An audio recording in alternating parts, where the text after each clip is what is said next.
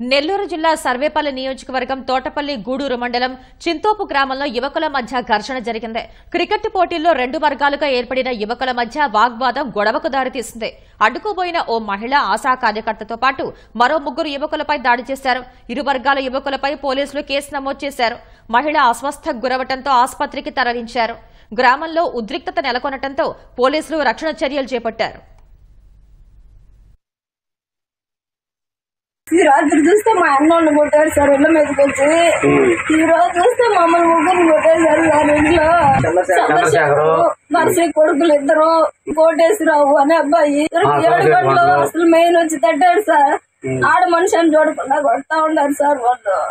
50 మంది సార్. గుడ్డి రమేష్ అని, పాల్పి రమేష్ ఆ అబ్బాయి కొడుకులు ఇద్దరు, చిరంజీవి అనే అబ్బాయి, హర్ష అనే అబ్బాయి సార్.